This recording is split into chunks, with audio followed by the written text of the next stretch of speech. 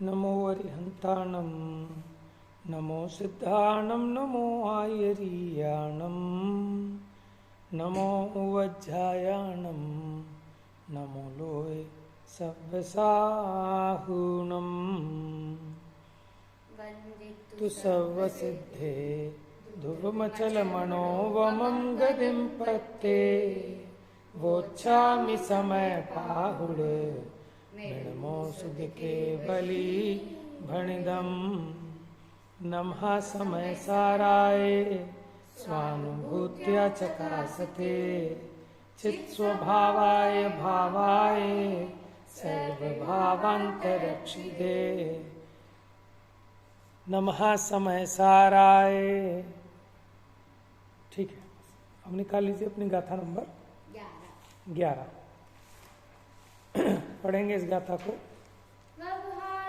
भूदत्तो भूदत्तो देसिदो दुसुद्धृणो भूदत्तमस्सिदो खलु सम्मादिट्ठी हवदि जीवो।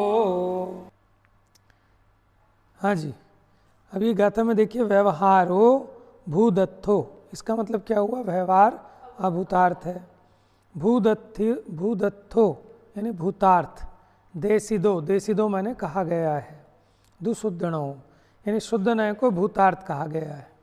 व्यवहार नय को अभूतार्थ कहा गया है और शुद्ध नय को भूतार्थ कहा गया है। शुद्ध नय को ही निश्चय नय कहना, समझना, समझे? यानी व्यवहार नय अभूतार्थ है और शुद्ध नय भूतार्थ है। भूदत्तम अस्सिदो यानी भूतार्थ का आश्रय लेने से, खलु, खलु माने नियम से, सम्मा दिट्ठी हवदि जीवो, जीव नियम से सम्यक दृष्टि होता है। कौन? कि जो भूतार्थ का आश्रय लेता है। अब ये वाले ग्रंथ में देख लेना तुम, इसमें मिल जाएगा। पेज नंबर 22 निकाल लो, तुम्हारे में शायद 21 पे होगा। आ जाओ बेटा।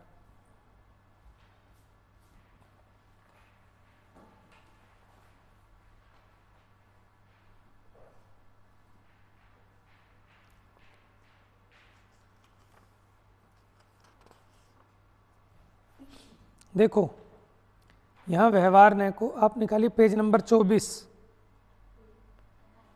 आ जाओ बेटा, आ जाओ।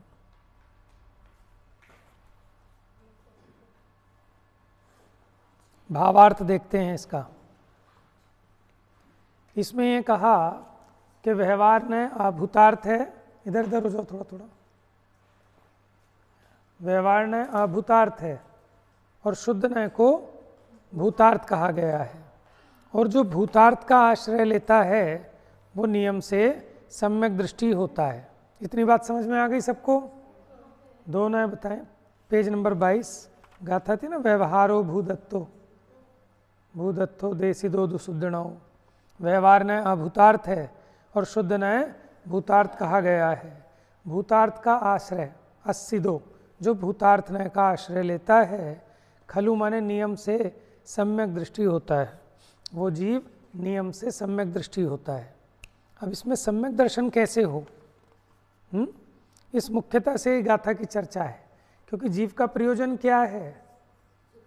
सुखी होना। और सुखी होना कैसे होता है? सम्यक दर्शन ज्ञान चारित्र के द्वारा। तो सम्यक दर्शन कैसे प्राप्त होता है? कि भूतार्थ के आश्रय से सम्यक दर्शन प्राप्त होता है। तो भूतार्थ क्या है? कि शुद्ध नय भूतार्थ है। तो शुद्ध नय क्या है जिसको आप भूतार्थ कहते हो? वो आगे बताएंगे, 14वें नंबर की गाथा में बताएंगे कि शुद्ध नय क्या है। ठीक है, थोड़ी बहुत यहाँ भी अभी सामान्य चर्चा करेंगे। शुद्ध नय बोलो या निश्चय नय बोलो, शुद्ध नय और व्यवहार नय में कौन सा भूतार्थ है? शुद्ध नय और व्यवहार नय में शुद्ध नय भूतार्थ है, क्योंकि उसी का आश्रय लेने से सम्यक दृष्टि हुआ जाता है। तो आपको पहले समझना पड़ेगा कि शुद्ध नय और अशुद्ध नय क्या है, कि क्यों शुद्ध नय को भूतार्थ कह रहे हैं।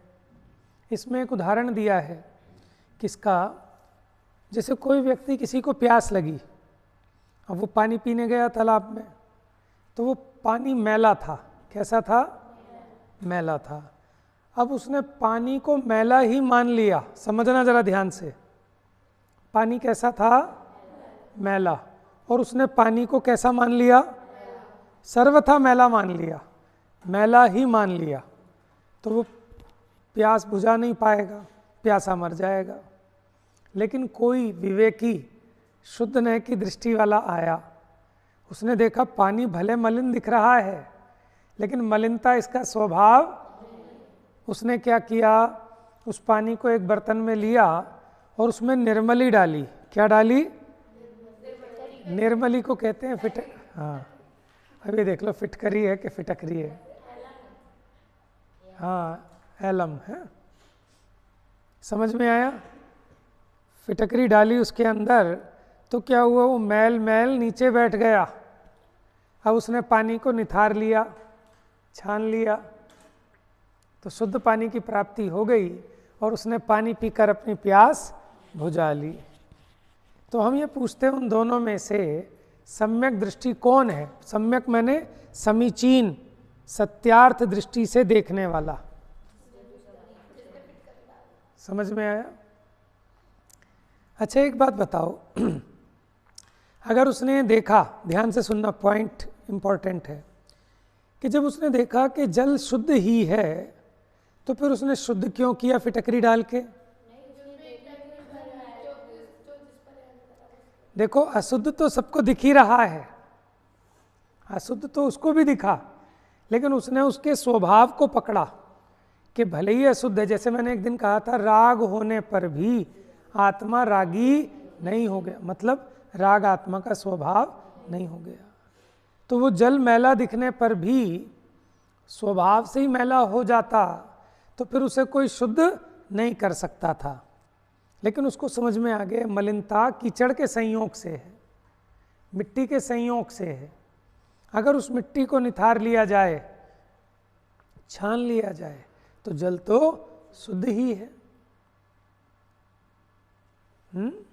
तो इसी प्रकार ये आत्मा मोही रागी द्वेषी अज्ञानी हो गया और कोई सर्वथा ऐसे ही मान के बैठ गया कि ये आत्मा तो अशुद्ध ही है, तो फिर वो शुद्धात्मा की अनुभूति नहीं कर सकता। और जिसको ये समझ में आया कि अभी अशुद्ध तो हुआ है लेकिन अशुद्धता इसका स्वभाव है ना, इस आत्मा को शुद्ध प्राप्त किया जा सकता है। तो जैसे उसने क्या किया, फिटकरी लगाई तो जल कैसा हो गया? शुद्ध। ऐसे ये जीव शुद्ध नय की फिटकरी लगाए। कौन सी? शुद्ध नय। माने वस्तु को देखने वाली दो दृष्टियां हैं, एक शुद्ध नय की दृष्टि और एक अशुद्ध नय की। शुद्ध नय को निश्चय नय कह लो, अशुद्ध नय को व्यवहार नय कह लो। शुद्ध नय से देखेंगे तो वो वस्तु शुद्ध ही दिखेगी, क्योंकि वो शुद्ध नय उसके शुद्ध स्वभाव को दिखाता है, और अशुद्ध नय उसको निमित्त से, संयोग से, मलिनता की पर्याय की तरफ से, भेदों की तरफ से दिखाता है। इसलिए अशुद्ध नय में अभी वर्तमान में वस्तु अशुद्ध ही दिखती है। बात समझ में आई? अच्छा देखो, मैल मैला है या जल मैला है? जैसे कपड़ा मैला हो गया, सुनना, कपड़ा सर्वथा मैला हो गया क्या? अगर सर्वथा मैला हो गया होता तो कोई धोने की पुरुषार्थ ही नहीं करता कि भाई ये तो ऐसे ही है, अब तो साफ हो ही नहीं सकता। लेकिन आपको पता है कि मल ही मलिन है, मैल ही मलिन है, वस्त्र मलिन, तो फिर आप क्या धोते हो? कपड़ा धोते हो कि मैल धोते हो? बोलते क्या है? कपड़ा धो रहे हैं, कि धोगे तो वो निकल जाएगा। भैया मैल धोते हैं, लेकिन कहने में क्या आता है कि कपड़ा धो रहे हैं। कपड़ा नहीं धो रहे, मैल धो रहे हैं। समझ में आया? क्योंकि मैल ही मलिन है, मैल को ही निकालना है, कपड़े को नहीं निकालना। तो जो उस मैल से रहित ऐसे शुद्ध वस्त्र को दिखाता है, उस दृष्टि का नाम क्या है? शुद्ध नय की दृष्टि। नय, नय माने दृष्टि, देखने का एंगल, ठीक है, दृष्टिकोण। तो शुद्ध नय से जो देखेगा उसे आत्मा कैसा प्राप्त होगा? शुद्ध। क्योंकि उसे दिखेगा कि हाँ अभी इसमें मलिन होते हुए भी इसका शुद्ध स्वभाव कहीं नष्ट नहीं हो गया, तो वो उस शुद्ध स्वभाव को प्राप्त कर लेगा। भावार्थ देखते हैं, आप पेज नंबर 24 में है मेरी बुक में भावार्थ, आप देखो आपकी में 25 होगा अनिमेषा। यहाँ व्यवहार नय को अभूतार्थ और शुद्ध नय को भूतार्थ कहा है। टीका के बाद मिल गया, पढ़े, चलो पढ़ना चालू करो बेटा यहाँ से फटाफट जोर से। यहाँ व्यवहार नय को भूतार्थ और शुद्ध नय को भूतार्थ कहा है, जिसका विषय विद्यमान ना हो, असत्यार्थ हो, उसे अभूतार्थ कहते हैं। व्यवहार नय को अभूतार्थ कहने का आशय यह है कि शुद्ध नय का विषय अभेद एकाकार रूप नित्य द्रव्य है, उसकी दृष्टि में भेद दिखाई नहीं देता, इसलिए उसकी दृष्टि में भेद अविद्यमान असत्यार्थ ही कहना चाहिए। बस बेटा, अब यहाँ ये बताया कि अभूतार्थ किसे कहते हैं। देखो, जिसका विषय विद्यमान ना हो, अभूत अर्थ, इसका एक वो लिख लो उस तरह से, भूत जमा अर्थ भूतार्थ, कॉपी में लिखो भूतार्थ का विच्छेद करो, भूतार्थ इज इक्वल टू भूत जमा अर्थ इज इक्वल टू अर्थभूत। हाँ जी, भूत प्लस अर्थ है ना, तो हम उसको अर्थ को आगे लिख लिया, भूत को पीछे लिख लिया, तो अर्थभूत भी लिख सकते हैं ना। भूतार्थ को लिख के बताऊं क्या बोर्ड पे, समझ में आया इधर अदिति? भूतार्थ को हम कैसे लिख सकते हैं? भूत जमा अर्थ इज इक्वल टू, अर्थ को पहले और भूत को पीछे भी लिख सकते हैं, अर्थ भूत। अर्थ का मतलब क्या होता है? प्रयोजन, इज इक्वल टू प्रयोजन भूत।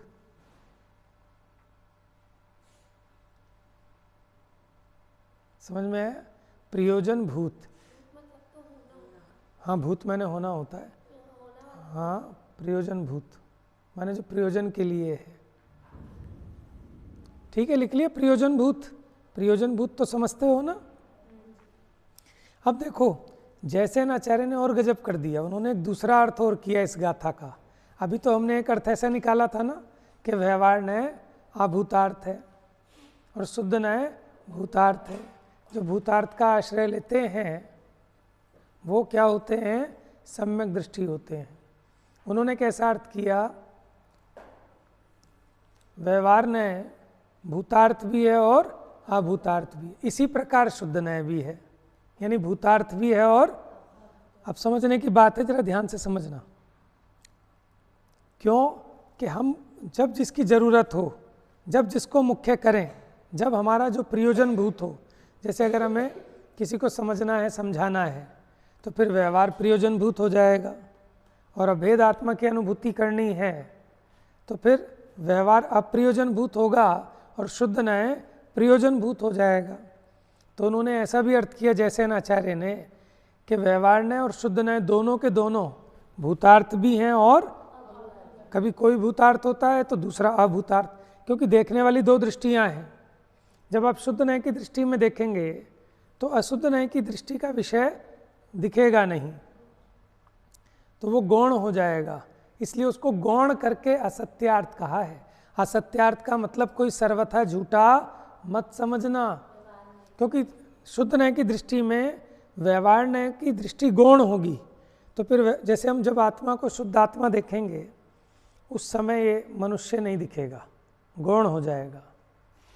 तो इसलिए जो व्यवहार ने कहा था कि जीव मनुष्य है, वो असत्यार्थ हो गया ना, क्योंकि शुद्ध नय की दृष्टि में भेदों से, पर्यायों से पार ऐसा शुद्धात्मा आपकी दृष्टि का विषय बनेगा।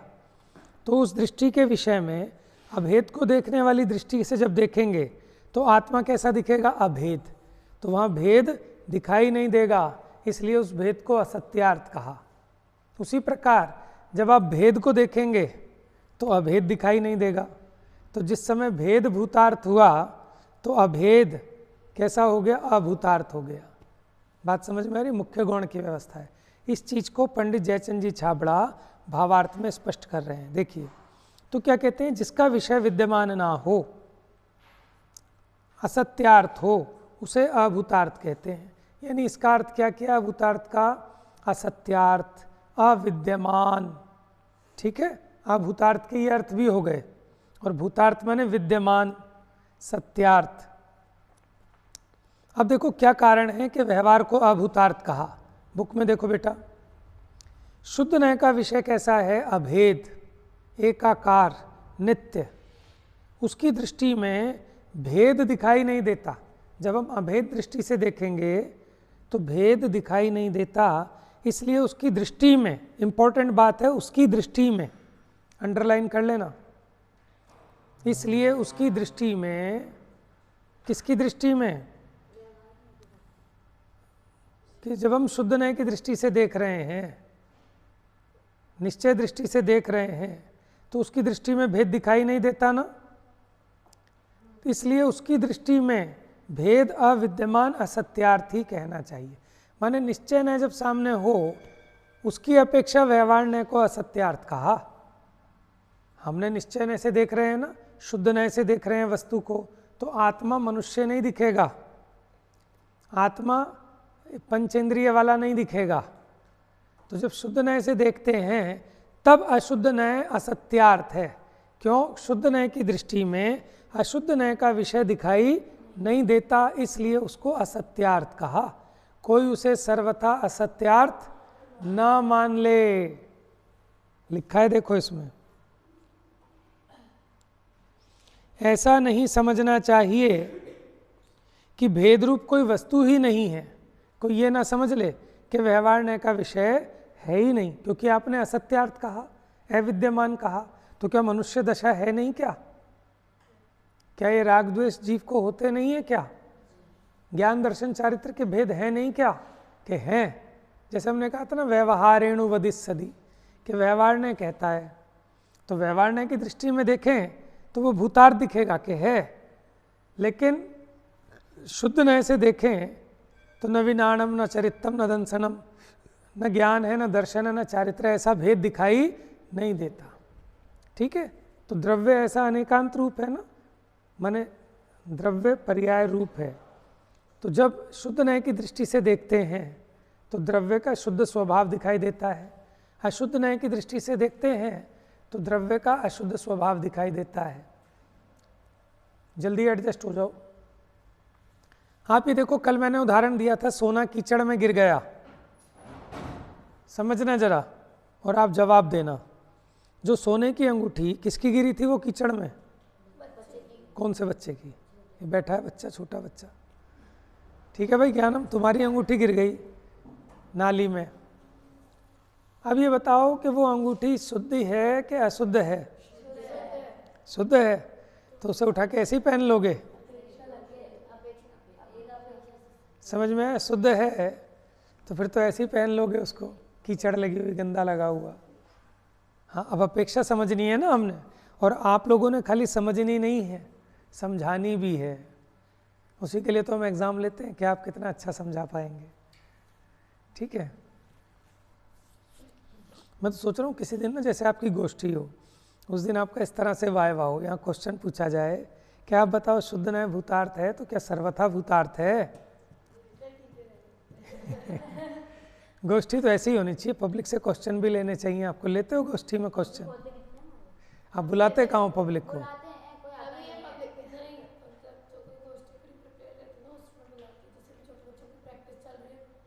हाँ ठीक है, तो उसमें पब्लिक के क्वेश्चन लेने चाहिए, डिस्कशन होना चाहिए उस पर, फिर प्रश्न दिए जाने चाहिए कि आप ये बताओ क्या शुद्ध नय भूतार्थ है, तो क्या शुद्ध नय सर्वथा भूतार्थ है? माने वो अंगूठी जो कीचड़ में गिर गई, क्या वो सर्वथा शुद्ध है कि नहीं?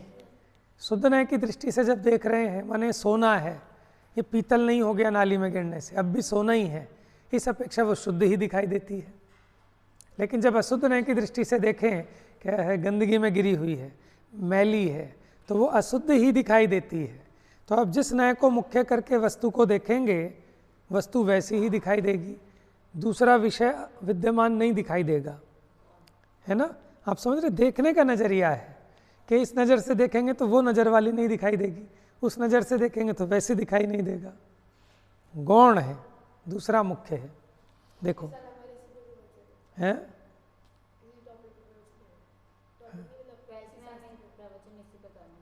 कब करना है? अच्छा समय सार पे, अरे गजब कर दोगे इस पे तो समझ में आए, गहरे गहरे पे आते हैं आप, समझ लो इन चीज़ों को। और सब लिखा है इसमें, पढ़ने की ज़रूरत है, हम पढ़ते नहीं है ना, कहीं कुछ अलग नहीं लाना, सब इसमें लिखा है। देखो आपको दिखा रहा हूँ ना, तो कह रहे हैं ऐसा ना समझना चाहिए कि भेद रूप कोई वस्तु ही नहीं है। माने कोई ये मान ले कि व्यवहार ने जो कह रहा है वो सर्वथा झूठा है, तो यदि ऐसा माना जाए, देखो बुक में, यदि ऐसा माना जाए तो वेदांत मत वाले भेद रूप अनित्य को देखकर अवस्तु माया स्वरूप कहते हैं। जो वेदांती है वो भेद को स्वीकार ही नहीं करते, वो क्या कहते हैं? ये अनित्य है, माया है, और सर्वव्यापक एक अभेद नित्य शुद्ध ब्रह्म को वस्तु कहते हैं। तो फिर आप में और वेदांतियों में कोई फर्क नहीं रहेगा। जैसे आप भी कह रहे हैं कि शुद्ध न्याय ही है, अशुद्ध न्याय का विषय तो है ही नहीं, तो वेदांती भी ऐसे ही मानते हैं। फिर आप में और वेदांत वाले जो एकांतमती हैं उनमें क्या अंतर ठहरेगा?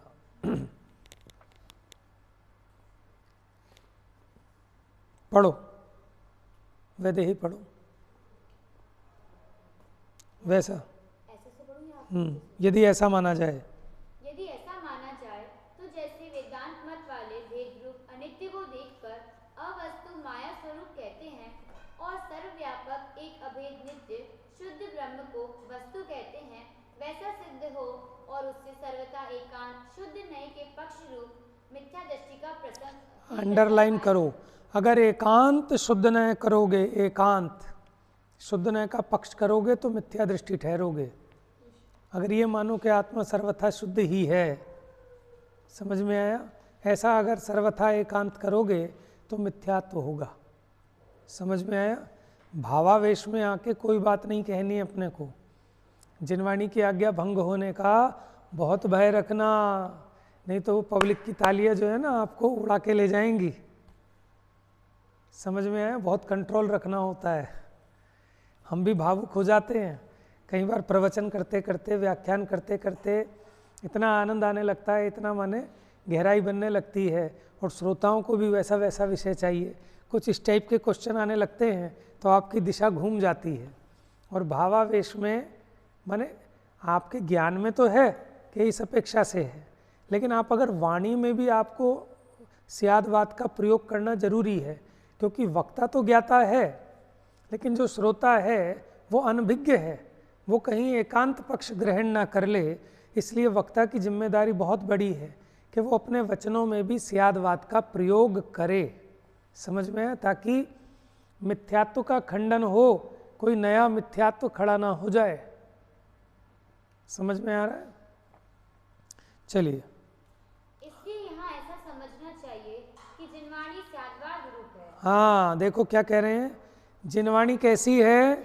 स्यादवाद रूप। समझते हो? स्यात किसी अपेक्षा से, वाद कथन करने वाली है।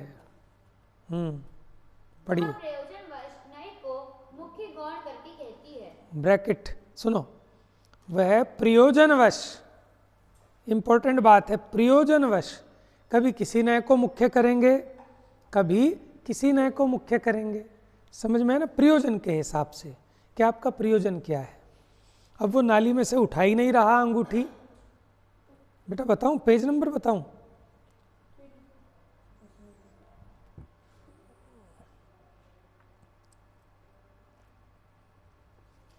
लाओ मैं निकालू, इसमें जैसे नाचार्य की भी है ना टीका, इसलिए कन्फ्यूजन।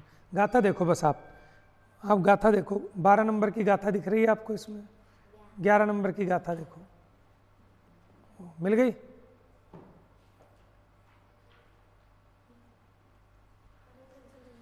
अब देखना, सुनना, जरा समझना ध्यान से। तो यहाँ क्या कह रहे हैं कि वह प्रयोजनवश, अब जो नाली में सोने की अंगूठी गिर जाने पर, सुनना जरा ध्यान से, इधर छोड़ दो उसको, बस टाइम हो ही गया, इधर ध्यान से देखो। क्या कह रहे हैं? नाली में अंगूठी गिर गई, अब वो उसको उठा ही नहीं रहा। क्यों? कह रहे गंदी है, गंदी है, गंदी है, गंदी है। तो उसको कौन से नए की मुख्यता से उपदेश देने की जरूरत है? वो तो मान ही रहा है अशुद्ध है, इसीलिए तो उठा नहीं रहा। तो उसे कौन सी नय की मुख्यता से उपदेश दें? शुद्ध नय की। अरे भैया अंगूठी तो अंगूठी है, सोना तो सोना ही है, कोई वो थोड़ी अंगूठी थोड़ी ना मैल बन गई है, अंगूठी तो सोने की है, वो मैल नहीं हो गई। तो भैया इसलिए उसको उठा लो। तो हमने शुद्ध नय की मुख्यता से कहा ना प्रयोजनवश। और जो अब उसे शुद्ध ही मान के बैठ गया और ऐसे ही पहनने लगा, तो अब उसे अशुद्ध नय को मुख्य करके बताएंगे, अरे है क्या कर रहे हो, इतनी गंदी अंगूठी, अरे भैया इसको पहले साबुन वाबुन से धो, ठीक है। समझ में आया? तो कभी हमें अशुद्ध नय को मुख्य करना पड़ेगा, कभी शुद्ध नय को, प्रयोजनवश। बात समझ में आई? लेकिन इंपॉर्टेंट बात, नेक्स्ट स्वस्ति पढ़ो जोर से। प्राणियों को, सभी लोग ध्यान से सुने कान खोलकर। प्राणियों को भेदरूप व्यवहार का पक्ष तो अनादिकाल से ही है और इसका उपदेश भी बहुधा सर्व प्राणी परस्पर करते हैं। जैसे मैंने जल बताया आपको, वो जो मलिन जल है, माने जिसमें शैवाल है, कीचड़ है, ये जीव सारे के सारे जो आते हैं वो सब के सब उसे मैला तो सब देख लेते हैं, सबको दिख रहा है कि मैला है ये जल, ठीक है। इसी प्रकार इन सभी जीवों को अनादिकाल से भेद रूप व्यवहार का पक्ष तो अनादि से है। किसका पक्ष? भेद रूप। अब इसके भेद रूप के दो अर्थ हो जाते हैं कि एक तो जैसे आत्मा में भेद कर करके समझाते, ज्ञान वाला, दर्शन वाला, चारित्र वाला, ऐसा तो जान लेता है जीव, लेकिन एक अभेद आत्मा को नहीं जान पाता। दूसरा, ये जो भेद खड़े होते हैं ना जीव में, जीव तो अनादि अनंत एक का एक हूँ, लेकिन मैं मनुष्य हूँ, ये त्रियंश है, वो देव है, ठीक है, मैं मोटा हूँ, ये पतला है, मैं गोरा हूँ, ये काला है, ऐसा जो भेद खड़ा होता है, इसका पक्ष तो सभी जीवों को अनादि से ही है, सभी ऐसा भेद मान रहे हैं, ठीक है ना।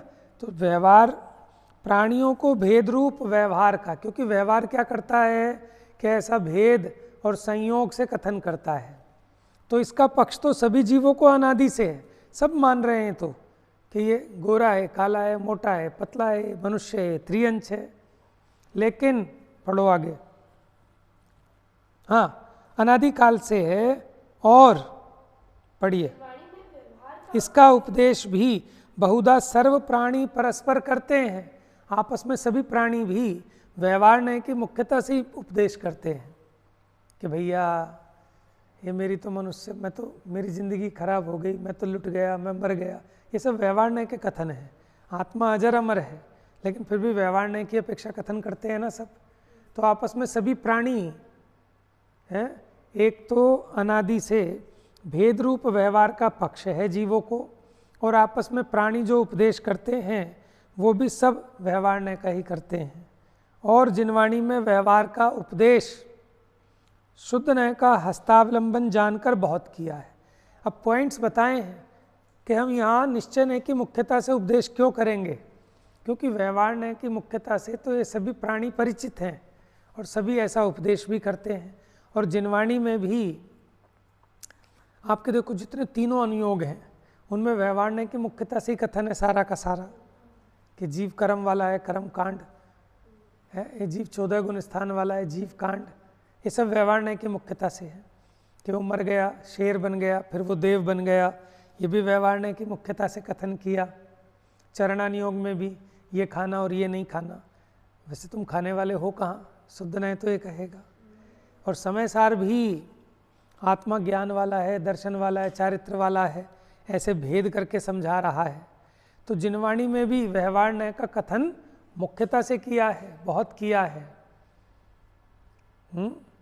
अब देखो, किंतु उसका फल संसार ही है। किसका फल?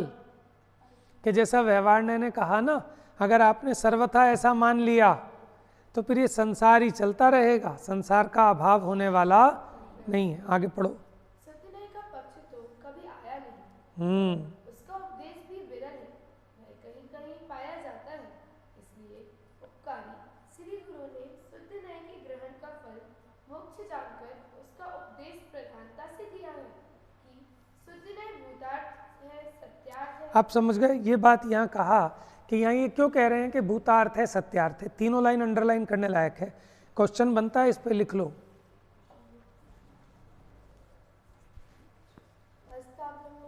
हस्तावलंबन मैंने सहायक, सहारा, जैसे छड़ी लेके चलते हैं ना उसको हस्त का अवलंबन, अंधे की लाठी, ऐसे लाठी के समान।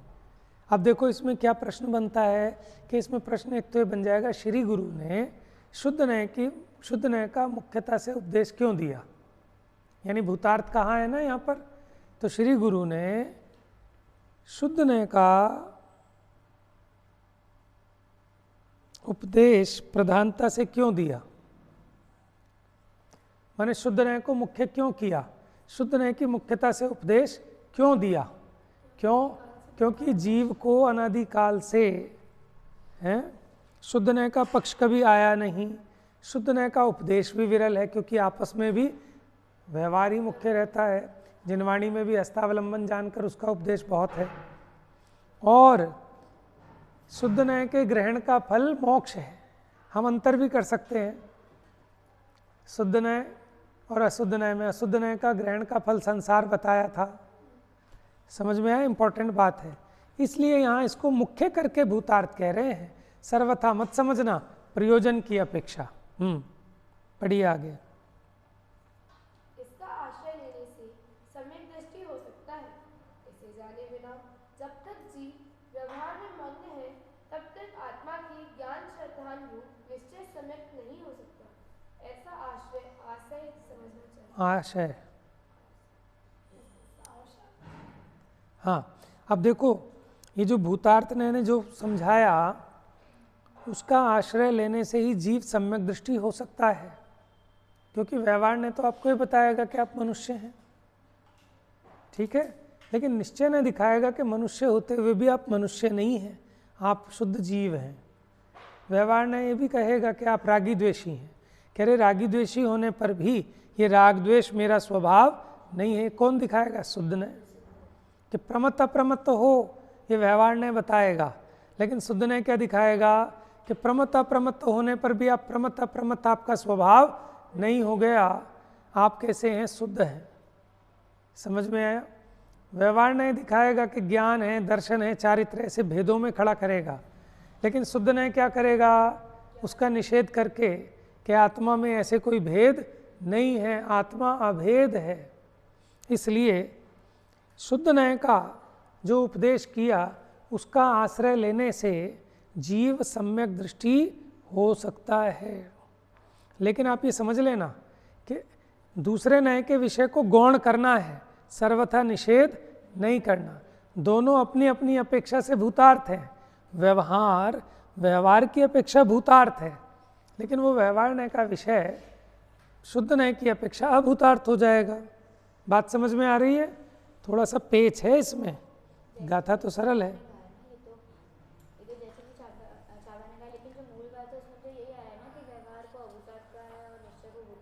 देखो ये जो मूल टीका है, गाथा तो ये है, लेकिन गाथा का अर्थ कैसे निकालें?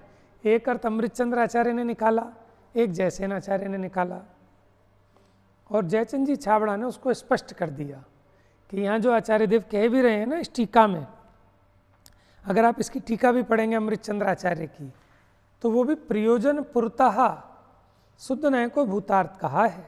अगर वो सर्वथा उसको निर्मल मान ले, उस जल को, जो मलिन जल है उसको सर्वथा निर्मल मान ले, तो भी मरण को प्राप्त होगा। समझ में आया? हम तो उसको समझा रहे हैं कि जो उसको सर्वथा मलिन माने बैठा था, उसको समझाया भैया ये मलिन होने पर भी निर्मल है। कि कहाँ निर्मल है, कैसे दिखेगा? कि शुद्ध न्याय का चश्मा लगाओ, शुद्ध न्याय की दृष्टि से देखो, तब ये मलिन जल भी आपको निर्मल दिखाई देगा। तो उसने अपने ज्ञान में वो विवेक रूपी फिटकरी लगाई, जिसे हम कहते हैं शुद्ध न्याय। तो शुद्ध न्याय से देखा, ओहो ये तो मैल मलिन है, जल तो निर्मल है, तभी तो उसने फिटकरी डाली। अगर उसे इस दृष्टि से नहीं देख पाता तो वो फिटकरी भी नहीं डालता। बात समझ में आ रही है? तो आप अगर और गहराई से अनुभव करेंगे, इसको पढ़ेंगे, तो यही अर्थ निकलेगा इसका। तो इस प्रकार ये 11वीं गाथा पूर्णता को प्राप्त हुई। अब प्रश्न किया कि आपने कहा कि शुद्ध न्याय भूतार्थ है क्योंकि वो प्रयोजनवान है, तो फिर अब प्रश्न हुआ, सबसे नीचे देखो पेज नंबर 24 पर, ये व्यवहार न्याय भी किसी किसी को किसी काल में प्रयोजनवान है, माने व्यवहार न्याय भी किसी प्रयोजन का है कि नहीं?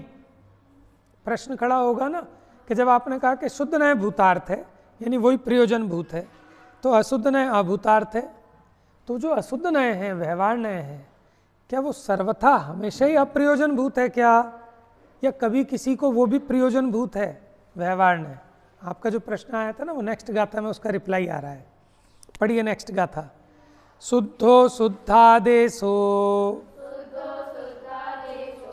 नादवो परम भावदर्शीहिम। दरी नहीं, छोटी की मात्रा है रा पर, सा पर बड़ी की मात्रा है। सीहिम। शुद्धो शुद्धादेशो नादवो परम भावदर्शीहिम। बोलो। व्यवहार देसिदा पुण जेदु अपर मेठिदा भावे।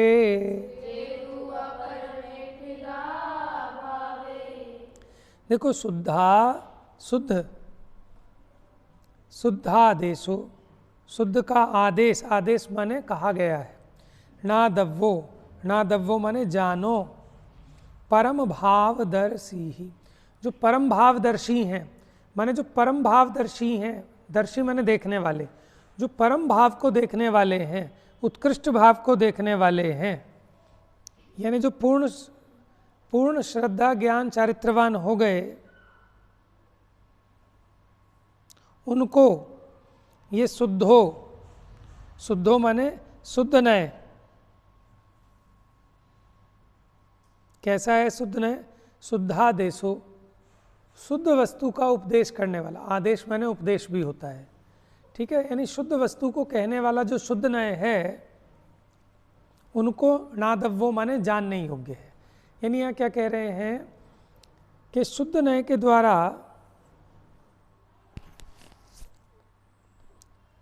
माने जो शुद्ध आत्मा का उपदेश शुद्ध नय ने किया, वो शुद्ध नय किसको जानने योग्य है कि जो परम भाव में स्थित हैं, माने जो परम भाव में स्थित हैं, उनको ये शुद्ध नय जानने योग्य है। व्यवहार देसिदा पुण्य, व्यवहार माने व्यवहार के द्वारा उपदेशने योग्य है। कौन? अपरम ठिदा भावे, जो अपरम भाव में स्थित हैं। सामान्य सा अर्थ हो गया कि जो परम भाव में स्थित हैं उनको शुद्ध नय ज्ञातव्य है, और जो अपरम भाव में स्थित हैं उनको व्यवहार नय से उपदेश देने योग्य है। तो यानी क्या कहा कि कौन किसको प्रयोजनवान है कि जब ये पूर्णता को प्राप्त हो जाए, उस उत्कृष्ट भाव को देखे, तो शुद्ध नय प्रयोजनभूत। लेकिन जो अभी शुद्ध भाव को नहीं देख पा रहे, निचली भूमिका में स्थित हैं, उनको ये व्यवहार नय प्रयोजनवान है। बात समझ में आई? अपरम ठिदा, जो अपरम भाव में, अपरम माने निचले भाव में, और परम भावदर्शी, जो परम भाव को देखते हैं, अनुभव करते हैं, जो शुद्धात्मा का अवलोकन करते हैं, ऐसे ज्ञानियों के लिए तो शुद्ध नय ही ज्ञातव्य है।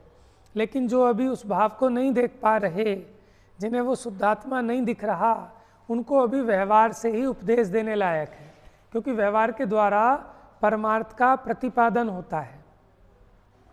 टीका में उदाहरण दिया 16 वान शुद्ध सुवर्ण का। सोना को शुद्ध किया जाता है ना तपाकर, तो जो पूरा तप कर एकदम शुद्ध निर्मल सोना हो जाता है, उसे कहते हैं 16 वान सोना। तो जिसको 16 वान प्राप्त हो गया, अब उसको 14 वान 15 वान की जरूरत नहीं है। 14 वान 15 वान क्या होता है? प्रोसेस होती है सोने को शुद्ध करने के लिए, कि उसको तपाया जाता है। तो कितने आपने ताव लगा लिए उसमें, कि 14 ताव लगा लिए तो कहेंगे 14 वान। जैसे 22 कैरेट 24 कैरेट शुद्धता के हिसाब से होता है ना सोना, आप तो समझते हैं सब। तो ऐसे ही अशुद्धि के हिसाब से अगर आपने 14 वान किया तो उसमें भी थोड़ी अशुद्धि है, और अगर आपने 16 वान कर लिया तो टोटली शुद्ध है वो। तो जो 16 वान ताव को प्राप्त हुआ सोना है, अब उसे 14 वान 15 वान का कोई प्रयोजन नहीं है कि आप उसको नीचे के वो लगवाओ उसमें ताव, समझ गए। लेकिन जो अभी उस भूमिका को प्राप्त नहीं किया जिसने, तो उसको अभी 12 वान वाला भी प्रयोजनवान है, 13 वान वाला भी प्रयोजनवान है। अच्छा एक बात बताओ, जैसे छोटा बच्चा होता है, सुनना, छोटा बच्चा वॉकर लेके चलता है ना, जिसको गडूला कहते हैं, एक 3 पहियों की गाड़ी पकड़ के चलता है, उससे चलना सीखता है ना। तो बताओ क्या शोभा की बात है उसको लेके चलना? नहीं है ना। तो उस बच्चे को देना मत, क्या तू ऐसे ही चल, अभी उसके लिए प्रयोजनवान है ना। जब तक वो अपने पैरों से नहीं चल पा रहा, उसके लिए वो अशुद्ध नहीं, माने वो गडूला लेकर, वॉकर लेकर चलना भी प्रयोजनवान है। लेकिन जिसको चलना आ गया, अब भी वो गडूला लेकर, अब हम आज भी गडूला लेके चलें, सब सोचो, है ना, तो फिर वो अप्रयोजनवान हो जाएगा। समझ रहे हो कि उत्कृष्ट भूमिका को जो प्राप्त हुए ज्ञानी, उनको तो शुद्ध नय से ही देखने लायक है, वो शुद्ध नय का आश्रय लें, शुद्ध नय से ही वस्तु को देखें। लेकिन जिन्हें अभी वो उत्कृष्ट आत्मा नहीं दिखा, निचली भूमिका वाले हैं, तो उनको कैसे दिखाओगे? कि उनको व्यवहार नय के द्वारा ही उपदेश देना योग्य है। तो एक व्यवहार नय का उपदेश है और एक शुद्ध नय का उपदेश है। तो वो कहते हैं कि जो परम भाव में स्थित है, अब उन्हें नीचे वाले उपदेश की जरूरत नहीं है, उन्हें तो शुद्ध नय का ही उपदेश जानना चाहिए। लेकिन जो अभी शुद्ध उस भूमिका को प्राप्त नहीं हुए, ऐसे जो अपरम भाव में स्थित हैं, उन जीवों को व्यवहार नय के द्वारा उपदेश देना चाहिए। तो इसलिए व्यवहार नय किसके लिए प्रयोजनवान? कि जो अपरम भाव में स्थित हैं। तो इसलिए दोनों बातें सिद्ध हो गई ना, कि सर्वथा ये ना मान ले कि शुद्ध नय ही प्रयोजनवान है। तो उन्होंने कहा नहीं, व्यवहार नय भी कभी कभी किसी किसी को प्रयोजनवान है, कभी कभी किसी किसी को। उसी में अटका ना रहे, अब गडूले का सहारा लेकर चलना सीख जाए और गडूले का आश्रय छोड़ दे। समझ में आया? तो 13 वान 14 वान ताव लगाया, किस लिए? अब आगे 16 वान तक पहुंचाने के लिए, उसको शुद्ध करने के लिए। समझ में? इसलिए दोनों नय अपनी अपनी अपेक्षा भूतार्थ हैं। तो जो अभी परम भाव को प्राप्त नहीं हुए, साधक अवस्था में स्थित हैं, उनके लिए व्यवहार नय भी कदाचित कथनचित प्रयोजनवान है। लेकिन जो परम भाव को प्राप्त हो गए, उनको तो शुद्ध नय ही प्रयोजनवान है। ऐसा इस गाथा में दोनों नयों की उपयोगिता को बताया है। तो 12 गाथाएं अपनी हो गई हैं। अब इसके बाद हमारी गाड़ी थोड़ा सा स्पीड पकड़ेगी। मैंने आपको अभी 4 गाथाएं बताई हैं, वो 4 गाथाएं याद करो। और आज अगर कॉपी है तो मुझे कॉपी दे दो। हाँ दे दो, गोमट सार की, जिन जिन के नोट्स हैं, हाँ सब दे दो, सबके चेक कर दूंगा मैं। ठीक है, अभी मैं दर्शन कर रहा हूँ, कल दे देना, कोई बात नहीं। किसी के पास है कोई, एक आध आज दे दो, एक आध कल दे देना। जा वाणी के ज्ञान से सूझे लोक